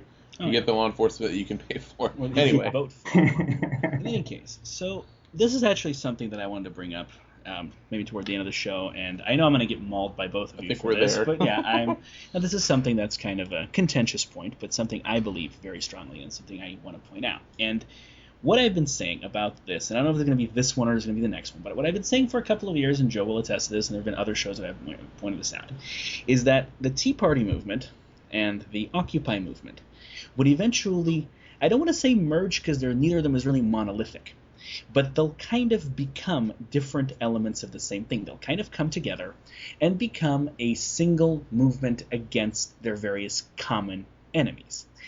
And if you look at movements in the past, and we take this for granted in the United States, if you look at the Progressive Era, and like the late 19th, early 20th century, moving from the Gilded Age to the Progressive Era, and kind of the big three that come up, okay, there's the first ethnic civil rights movement with Booker T. Washington, so it's a lot of that, again, of the anti-Jim Crow. Or basically representing ethnic minorities. There's unions, which are a huge part of it, with Eugene Debs and William Jennings Bryan. Yes, William Jennings Bryan. Yeah. And then you have the women's rights movement, which everyone seems to forget, but it was huge at the time with Jane Addams and some of the first social suffrage workers. And everything. Yeah. Now, at the time, if you read up on the history, those three did not necessarily get along. A lot of unions back then, a lot of white unions that were kind of Italian, Irish descent, so white minorities at the time, because they weren't Anglo-Saxons, were actually very racist and very anti-minority, because the minorities were non-union and they were used to break their strikes and bring down wages, right? And then, of course, women's movement, a lot of the unions were men, and they were not necessarily in favor of women's rights and women's suffrage, because a lot of the women's rights movement was right in line with the temperance movement. That was actually one of the compromises for prohibition, right, and women's suffrage, because a lot of women at the time were for prohibition because their men were going to the bars and just spending all their money on alcohol. Now, prohibition is not a solution to that, but it was a real issue for a lot of women, so they were very much for this. We think of them as liberal in modern terms, but no, that's a very socially conservative thing, temperance. Yep. So we talk about the civil rights movement in the 60s. Same thing. Cesar Chavez, MLK, and Saul Alinsky. These guys, if you ask someone in the 40s and the 50s if they're all for the same thing, the answer would have been no. So these are movements that really were very diasporous, often not in line with each other. And they came together against a common problem, and common problems that were solved. And a lot of times, in the Gilded Age, it was basically just corporatocracy, lack of regulation. And we see past the 1920s, past the 1930s, we actually see some of the more liberal elements at least get some representation in government. Now, in my opinion, it's been co-opted and it's been just really domesticated, and it didn't have the results that they wanted, but it's there. It's represented, whereas before the 1900s, 1920s, it really was not. So I feel like when we look at the Tea Party and Occupy today, and I get a lot of eye rolls and people being sarcastic, oh, there is no way they're going to come together. Yeah, that's what they said about Jane Addams and Eugene Debs. I guarantee you. So where I'm going with this is I see the similarity, and again, I argue politics with people a lot, and I see a problem, or I see the similarity here with, for example, the Bundy Ranch. And this is something I'd love to get your thoughts on, Danny, where you have a standoff between, again, doesn't matter really who's right and who's wrong. We're talking about justified use of force. And you have a standoff between these white rural ranchers who are obviously anti-government and who obviously feel like they're unrepresented in their own way. And they're wealthy. They're not as rich as these mega corporations that are involved. They're obviously a lot richer than the people in Ferguson. And they're able to stand up to the federal government that is also overly militarized. I mean, we're talking about guys with deer rifles versus full combat gear. That's not going to stand up to it any more than the people in Ferguson are going to be able to stand up to this. And I'm seeing, I mean, yeah, we have the problem with where you have, I call them neckbeards, where you have just, these just rednecks from the South saying, oh yeah, the Bundy Ranch was legitimate, that was justified, but yeah, these people in Ferguson, they just need to know their place, need to calm down. But you have the other pro side of it, too. You have kind of extreme liberals coming out and saying that, oh, these guys are poor and they're minorities, so they should be standing up to police, but the Bundys should have just given in. So this is really a two-sided problem. But again, political science is quantitative, and I'm really seeing this kind of expand. And really, for the first time, I think I'm seeing a majority of people that support one also supporting the other. And that's revolutionary. To me, that's a huge change. I'm not saying they're going to agree on everything. All I'm saying is they have this common problem. And the last thing this corporatocracy wants is the Ron Pauls and the Al Sharptons having a common problem. Well, and because, I mean, if you and I can agree on that one. Right, and this is something that then Joe and I have always agreed on, and you can yeah. say we kind of represent those two sides. Really, the nation's going to turn into that dynamic of you and I. That's going to be scary. That would be cool. No, it's not scary. I think that's great. So I would love to hear Danny's thoughts on this, on kind of interactions with the Tea Party movement, and maybe kind of these movements not becoming one and the same, but having a common enemy, and the effectiveness of that. What do you think of that, Danny? What do you think of the Bundy Ranch? I don't think the issue between the Bundy Ranch and what's happening in Ferguson, I don't think they're all that different. But I think people are treating it like it's more different than it is. People have political loyalties that they want to support no matter what. They treat it like it's their football team, where they're going to support it no matter what decision they make. There's people who supported Obama at the beginning and vehemently support him now, despite all of his mistakes and all his shortcomings. And I'll admit, at the beginning, I was hopeful of him, but I'm pretty disappointed. So I don't have a political loyalty, and I think a lot of the people who follow the Tea Party, and even the people on the left who support Occupy, they have this type of loyalty that really dampens their critical thinking on what issues are. And what I don't want to encourage violence, but where are the people who went with their guns to the Bundy Ranch? why aren't they going to Ferguson to protect the people from the police?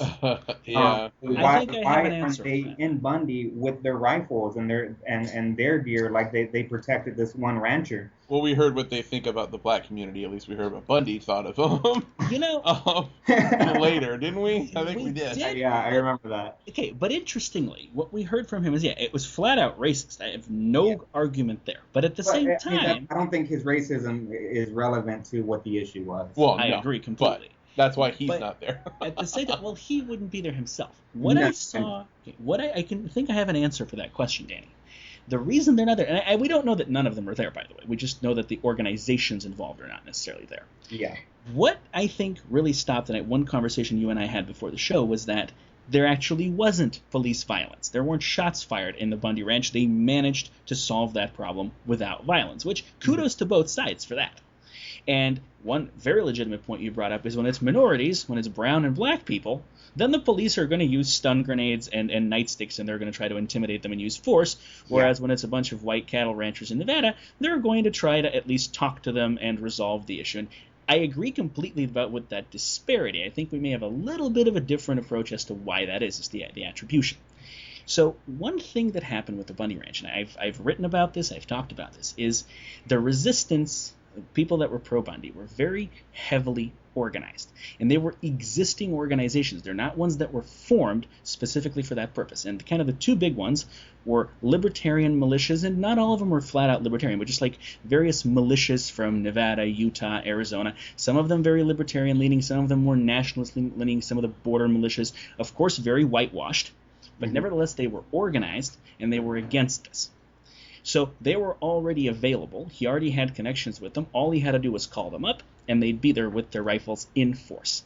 The other one that I think is actually a lot bigger, of course, was the Mormon connection. Because Mormons, by their nature, are extremely organized, and I think Salt Lake City is by far the highest social capital conservative city in the country. It's through the roof. Everybody knows each other. Everyone's connected. Yes, it's also very white, but it's the Mormon that makes them connected. It's not so much the the color of their skin. So Bundy had that element to tap. He had those resources to call on.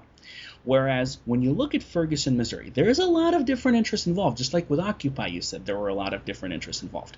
They're not necessarily organized within themselves. And I feel that the decentralization of Occupy, and there are strengths to that, there's benefits to that you've outlined that I agree completely with.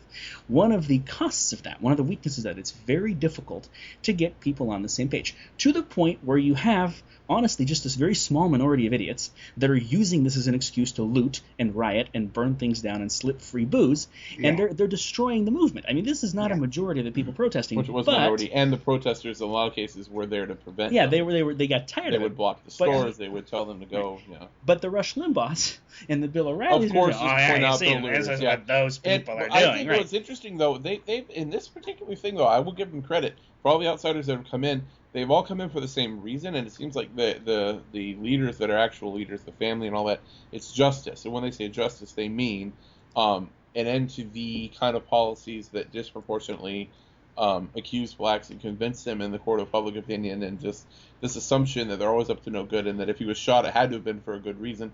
That kind of shit, these tactics. And not only that, but the suppression too. Right. It is that, but also just police and law enforcement transparency and accountability and their tactics in general, right, yeah. Which is definitely bringing in more interest than just racial and ethnic interests. And I feel like this is something you've been talking about a lot, Danny, that yes, it's absolutely disproportionate, the costs on minorities. I may disagree with you a little bit about the reasons and the whole protection of private property. I think a lot of it is just the history of this country. Because we've had, up into the 60s, just perfectly legal, perfectly societally accepted racism that's institutionalized, and not a whole lot of it has changed. Yes, we have the Civil Rights Act, and it's technically illegal, but if you look, Wells Fargo had like a $2 billion fine that they had to pay because they actually got convicted. Yeah, of, in some ways, but you look at various data, it's, they're disproportionately in prison. They're disproportionate.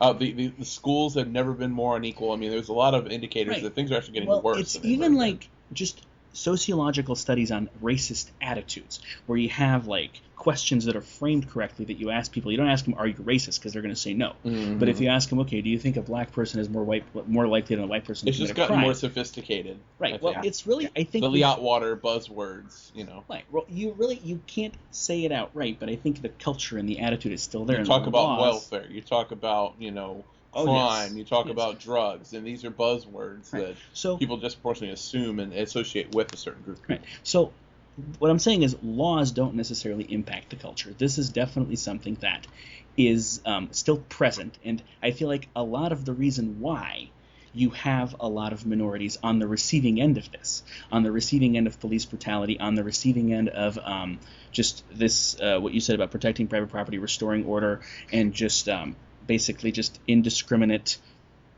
just corporatocracy by law enforcement. The reason for this is because minorities are so disproportionately poor and so disproportionately lacking access to economic resources. It's really more abuse of the poor. Minorities, for historical reasons, are just more poor in this country. That's just something I want to throw out there.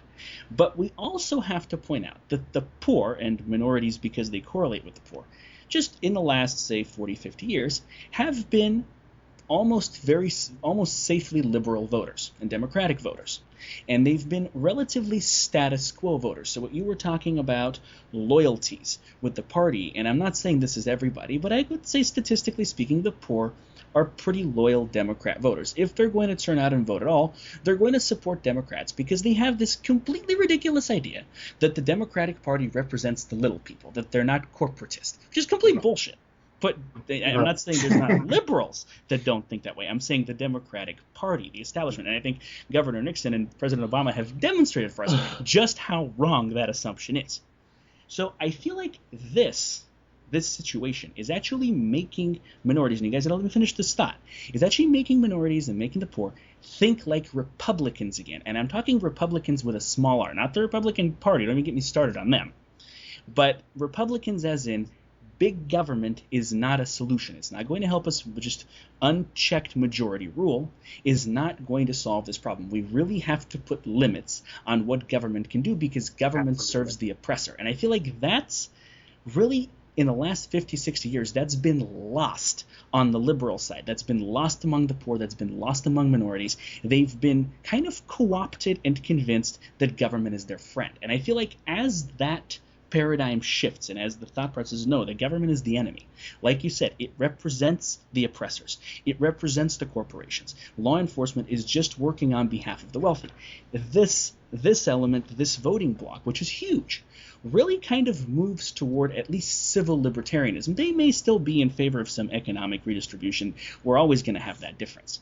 But they're getting, that moves them closer to the Tea Party. That moves them closer to this libertarian contention. Whereas when you look at the Bundy Ranch, where you have very white, very conservative, very Christian, well, Mormon ranchers, they're being bullied by law enforcement. Now you have a lot of these militias that are technically they're very conservative, but again, they want to use the government to enact their conservatism, which is more conservative Democrat than Republican in the dictionary definitions of those terms. You have them moving closer to, okay, we can't trust the government either. So this is where I'm seeing this. I don't know if it's going to be this shitstorm or the next one, but I'm really kind of seeing these two things not merge, but really kind of get on the same page and kind of drive the realignment, which is something we've talked about on the show for a long, long time. So I kind of want to get your thoughts on that, and then we'll go ahead and close out. Well, that was a big statement. It's a lot, but I get long-winded. Yeah. I agree with almost everything you said. Starting from the beginning of that conversation, or that statement, we're talking about the proportionality of what the protesters are doing to what the police are doing in Ferguson. I said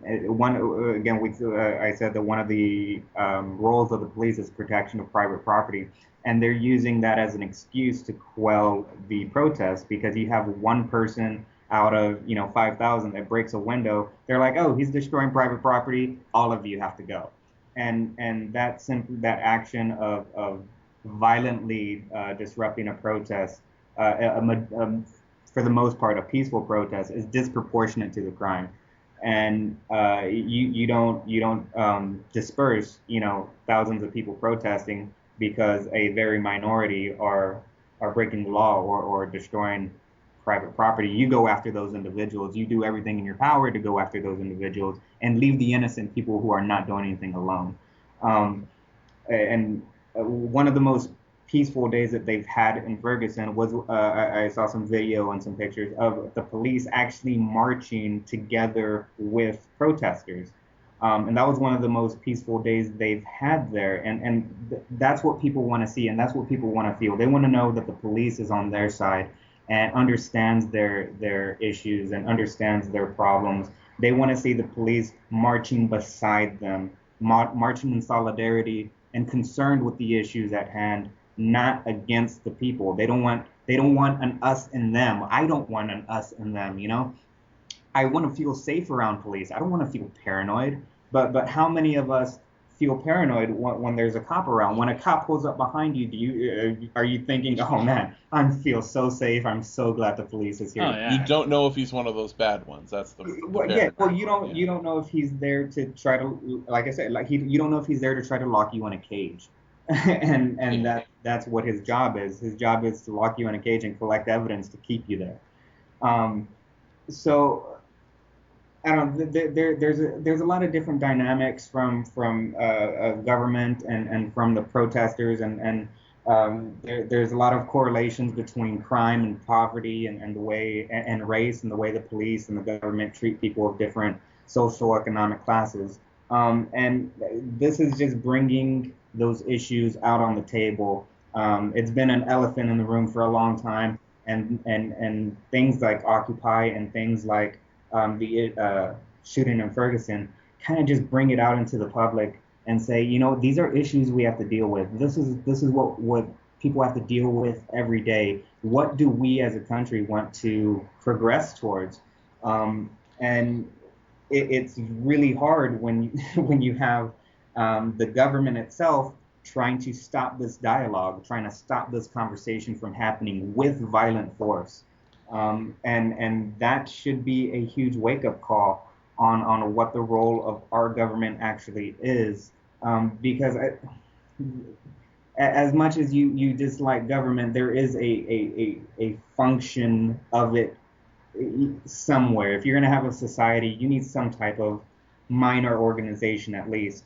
But what we're seeing is something that we as citizens that nobody wants. We don't want the police to be so militarized as to be killing and beating people who are just trying to have their voices heard because no one's been listening any other way. This is the only way that they've been able to put on the table, let's have this conversation. And it's by putting their bodies in harm's way to be beat on by the government itself. And they're sacrificing their own bodies, their own liberty to bring this issue to the table so that we can have this dialogue that we're having right now. And hats off to you, Danny, and people like you, organizers that are out there doing this. I mean, it's one thing us here commenting on it and trying to, get the word out. It's completely different when you're actually out in the trenches, on the business end of a shotgun. Agreed. I think what you just said perfectly sets up my final question for you, and that is, where do you see this going? What do you see as the implications? I mean, I've kind of talked about some of the broad, maybe Tea Party and Occupy coming together, maybe there's becoming a bigger shitstorm, hitting some of the larger cities, hopefully minimizing violence and just turning into a conversation. But practically speaking, not where do you want it to go, but where do you see this going?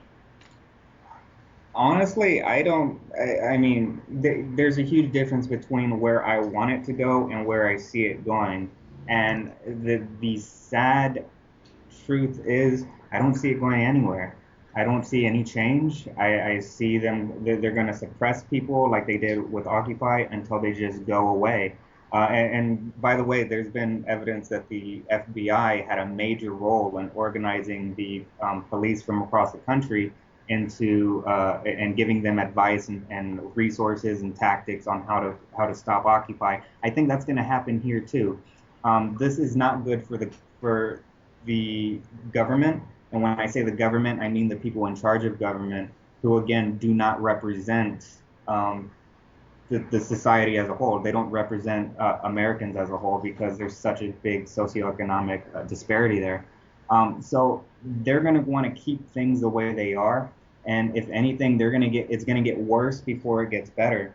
I think we're gonna have more violence. I think we're gonna have more issues or more events like Ferguson until people actually wake up and say, enough. And I'm a huge supporter of the Second Amendment because of this. I think that I hope it doesn't get to that point, but it is a possibility that Americans might have to take up arms against our own government in order to protect ourselves from it. And take it literally in form of militia. Exactly. But that's what it's there for. And I mean, there are militias out there. Some have political agendas. Some are more neutral and they're organizing. But man, I really hope that people can see and understand exactly what the government is doing and the types of control they're trying to put on the people to protect itself as an entity. The government is going to pass laws or put in place policies that's going to disrupt the status quo. There's people making money here. There's people getting rich off the current policies, and they're going to do everything in their power to keep that power and to keep that money flowing, period. I think we officially have the first person on the show that's been a worse pessimist than I am, Joe. So congratulations on that. That's a good milestone for the 50th one, yeah. So why don't we give our closing statements? We usually do this at the end of the show, Danny, and then we can go ahead and just first, I'll go ahead first, and then Joe can close out since I introduced. So my take on this is maybe a little bit more optimistic than Danny, which I never thought I'd hear myself say that about anybody. But like I said, you've been out there in the trenches, so you understand what's going on, on the ground a lot better than I do. All I have is my science and my numbers, and it's good and it's effective, but it's definitely missing that organic element. What I always say, and this is kind of one of my trademark lines, is that social science is quantitative. And really, it boils down to not whether or not something exists or doesn't exist, but to the numbers.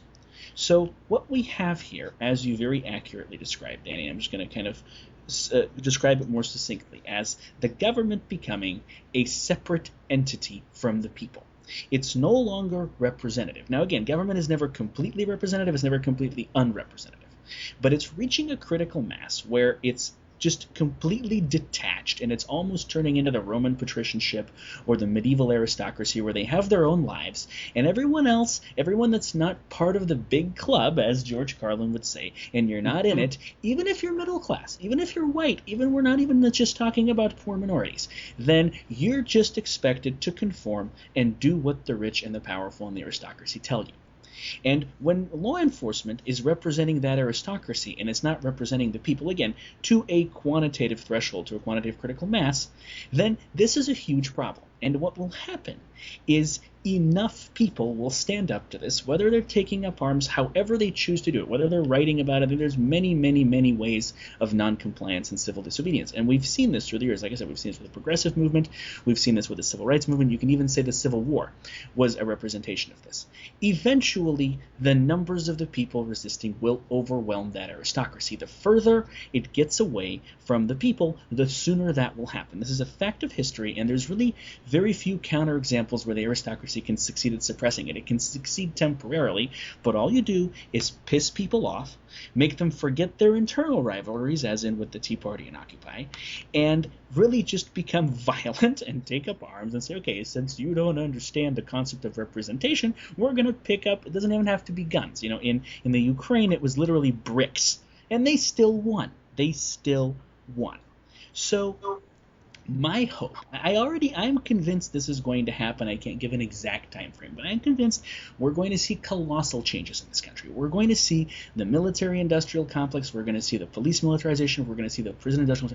We're going to see these interests lynched. We're going to see them just thrown in the trash can of history and remembered right up there with the slavery apologists and Jim Crow and the people in favor of child labor. There were people blubbering about this for decades after it went away, but no one's... Our prices will go up if we can't use kids. Right, they have the small hands, right, all that. So this is something that I see as inevitable. My hope is that A, it happens faster, and B, that it's less violent. That we're getting to a point, hopefully with human society, with transparency and with the use of social media and with communication, that we can do this basically with fewer people getting killed and with less blood getting spilled. And, this is why I don't encourage violence, except, in retaliation, if aggression is, if basically in retaliation for aggression, but not initiating aggression. That we can have this social change, civil change that we very much need with less costs. And that's kind of my 2 cents on that. So, Joe? That is a hope I see echoed a lot when I read about this online. I don't have a final, prediction, but because I think we've made a bunch, and I don't want to pile on, but I guess I do want to just come out in favor of the Michael Brown law, let's say, in that I think that we need to at least start by requiring cops to wear cameras. I think that there needs to be questions asked any single time anything like this comes up, that it's like, well, why wasn't it filmed? Not, was it filmed, and having that question be there. It should be a fact that it is filmed. It just should be. It just should be filmed. And I don't think that, so in the meantime, though, I think that citizenry, you have a camera in your pocket, don't you? Turn it on if you're talking to a cop, and it doesn't matter why. I would even say in this country, you should just film every interaction, and at a minimum, even if you're not training the camera on the guy, even if you're just recording and it's capturing the sound that's being spoken, at least later on you can have a reviewable, provable record of this interaction if something were to go awry. And, God forbid if you're killed, at least then your family can go back and say, look, he had no reason to kill him. Listen to this interaction. He was a bully. He escalated the situation. He made a bunch of assumptions and then shot my husband or whatever. We need to hold them accountable. And it's not, we can't wait around. I think that it's a good thing to press the government that we have. I mean, obviously, Toxin here wants to wants to take a wrecking ball to the system that we have. But while it's still there, we need to hold it to account. And while they don't have a requirement that police have cameras trained on themselves at all times, we should just do it for them. You know what? Just start filming them. Like Danny said before, get a camera phone out. They showed it at Occupy. They got away with a lot less than they would have otherwise. It does make a difference. And until we get it to be policy, that's going to always happen. And in addition to that, just know your rights. Like we said before, know that you don't have to just roll over and comply with the police. They don't have absolute power over you, and you do have rights of your own, so use them. Know them and use them. So that's pretty much my thing for that. Thank you. Danny, do you have any more final thoughts that you want to share before we close out? One of the things that we did during Occupy and that we taught a lot of people was the impact of direct action. A good example of direct action is if there's a community who needs water to their neighborhood, don't go ask don't go get a permit and ask the government to do it and try and go that route. Get some friends together and go dig a well. You have the power to create change that you don't need permission to get. Do it. If it's the right thing to do, take direct action and do it. Another thing, in the same vein, don't be afraid to go to jail. It's not that bad. You're in there a couple hours and they let you go. Don't let that be a deterrent to doing the right thing. Don't let, I'm going to put you in handcuffs and take you to jail. Don't let that scare you. It's not scary. It really isn't. It's like going to timeout. And that's how I think about it. When a cop threatens me to take me to jail, I'm like, oh, you're going to put me in timeout? Okay. I'm an adult. I'm not 3 years old anymore. Timeout doesn't bother me. That does razz them. It does. So. It does. When you're not scared of their handcuffs, it really disturbs them. And I've talked about that. I've gone I've been arrested quite a bit, but I've been let go even more. For every time I've been arrested, I've been let go, 50 times. So know your rights. There's plenty of resources out there. YouTube's a great video. If you go to YouTube, and Joe had mentioned before, there's a video. If you go to YouTube, type in "Don't talk to police." It's about a 40-minute video. It's an attorney and a cop that concur on the same issues, and they tell you why you should never, ever, ever, ever talk to the police. Ever Talk to the police. It's it's probably the biggest arsenal you can have in your head when dealing with police. And also, as Joe just mentioned, always film the police, especially with interactions with yourself. If you can't film them, turn on the voice recorder on your phone. Every time I deal with the police, I have my phone recording every single time.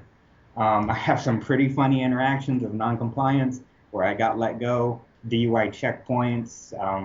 I have a lot of film of the police where I'm filming and they tell me, oh, well, we're going to confiscate your camera for evidence. I'm like, no, you're not. I'm not going to stop filming you. Yeah, just learn some basic rights that you have. Learn some basic laws. And just to let you know, it's never illegal to film the police in public, ever. In all 50 states, you can always film the police. And always get the name of the officer you're interacting with. And California specifically, Penal Code 830.1 says any uniformed police officer shall wear a badge, nameplate, or other device which bears clearly on its face the identification number or name of the officer. If the officer is not wearing a badge number or a name tag, you can press charges. That is against the California Penal Code. And San Francisco specifically, during the Occupy process, there's an officer who was caught on camera with black tape over his name tag. His supervisor was informed. The supervisor went up to the officer, took off the tape, and was later demoted. The supervisor was demoted because he did not punish that officer. He just took off the name tag, and he didn't report it, and he didn't punish the officer, and he lost his position. So it is a big deal. Always identify your police officers. Always ask for their names, and make sure that that they have a name tag or a ID number. Besides that, I'd like to thank EduChaos for having me. Happy 50th episode, and I'd like to join you guys again. Well, thank you, Danny. We very much appreciate you being here. We appreciate a lot of good insight, a lot of good information for our listeners. Obviously, we're not identifying you any more than Danny for obvious reasons. But if you do need to get in contact with Danny, if you have questions for Danny, if you have anything you'd like to say to him, any response, please post it on our Facebook feed. Talk to us online. We definitely have access to Danny. It's definitely something we can talk to him about. So thank you very much for being with us. Thank you for taking the time. We appreciate it very much, Danny. And I think it's a good place to end. So thank you. I'm Neurotoxin. Joe Ryan. Thanks for listening. Thank you for listening to The Edge of Chaos. We can be found on the internet at edgeofchaospodcast.com. That's edgeofchaospodcast.com. Contact the show, edgeofchaospodcast@gmail.com. Follow us on Twitter at edgeofchaosshow. We can also be found on Facebook at facebook.com/The Edge of Chaos.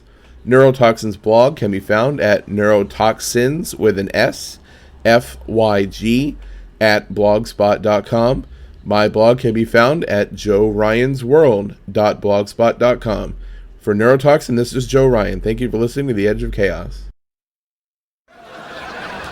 Oh, there's a threat to America. Yeah. Back to that fucking cop show, because I'll tell you who the threat to freedom... No, not to freedom. I'll tell you who the threat to the status quo is in this country. It's us. That's why they show you shows like fucking Cops. So you know that state power will win and we'll bust your house down and we'll fucking bust you anytime we want. That's the message. Why don't they just have a show called Stormtrooper? Or better yet, how about IRS? Ah! Every week the IRS has a special celebrity guest. This week, it's Red Fox on IRS Bust. Dun, dun, dun, dun. Dun, dun, dun, dun, dun, dun, dun, dun, dun. Ding dong. Who that? Who that at my door? What y'all want? The ring's on your fucking finger. Dun, dun, dun. See you next week when we go down to Texas and meet Willie Nelson on IRS. Because that is the message they want to leave you with, to keep you afraid and keep you fucking impotent.